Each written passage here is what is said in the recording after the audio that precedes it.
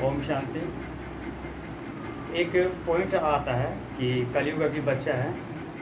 कुछ अज्ञानी लोग ऐसा मानते हैं, लेकिन बाबा का कहना है कि कलयुग अभी बूढ़ा हो चुका है। तो इसके लिए हम लोग जानेंगे कि कैसे कलयुग अभी बूढ़ा हो चुका है।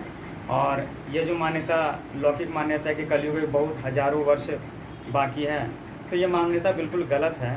और बाबा कैसे बता रहे हैं कि ये जो कलयुग बिल्कुल अब समाप्त ही होने वाला है ना, इसको जानते हैं। एक कहानी सुनाता हूँ मैं। वाल्मीकि एक बार कहीं जा रहे थे, दो पक्षी का जोड़ा कहीं टहल रहे थे। दो पक्षी के जोड़े में देखा गया कि बहेलिया जो है उनको तीर मारता है। होता है क्या, एक पक्षी को लग जाता है तीर और वो पक्षी बिछड़ जाते हैं आपस में, और वो पक्षी जो है, एक पक्षी विलाप कर रहा होता है। तो ऐसे में देखते हैं, इस घटना को जब वाल्मीकि देखते हैं तो उनके मुख से एक श्लोक निकलता है जो दुख भरा श्लोक होता है। तो ऐसे श्लोक जो दुख भरा है, उसके आधार पर फिर वो रामायण लिखते हैं।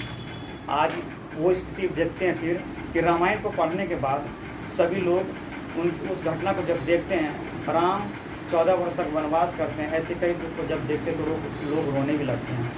हम इसमें यह पाते हैं कि द्वापर में जो है ग्रंथों का लिखना चालू हुआ।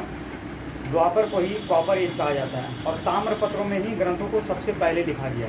एक सिद्ध होता है, जैसे द्वापर आया लोग विकारी हो गए, और कहते हैं जो भी साधु संत थे वो विकार से ही जन्म लिए।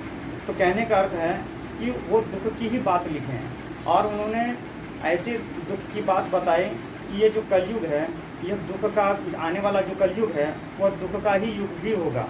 द्वापर तो दुख है ही, लेकिन कलयुग में बहुत ज़्यादा ही दुख होगा। आइंस्टीन ने एक बात बहुत अच्छा कहा है कि जब गर्म तबाह हो और उस पर किसी को खड़ा कर दिया जाए तो 5 मिनट भी बिताना 5000 वर्ष के समान हो जाता है। लेकिन वहीं इस जगह किसी व्यक्ति को मन लग रहा हो, तुरंत बीत जाता है, ऐसा प्रतीत होता है। तो चूँकि यह कलयुग बड़ा ही भारी समय बीतेगा, तो साधु संतों ने ये समझ लिया था, जान लिया था, क्योंकि द्वापर में ही दुख की शुरुआत हो चुकी थी।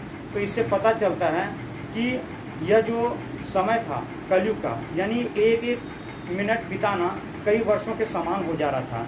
तो उन साधुओं ने, संतों ने लिखा कि यह बिताना बिल्कुल हजारों साल के बराबर हो जाएगा।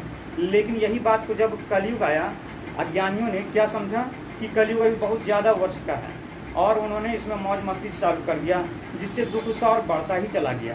तो बंधुओं, बाबा ने जो बात बताया है कि कलयुग अभी बच्चा नहीं बल्कि बूढ़ा हो चुका है, ये बिल्कुल सत्य है। क्योंकि अब कलयुग समाप्त होने वाला है, और अभी नहीं तो कभी नहीं, अगर नहीं अभी जागे तो फिर टू लेट हो जाएगा। तो बाबा की श्रीमत पर चलने के लिए हम लोग तैयार हो जाएं। ओम शांति।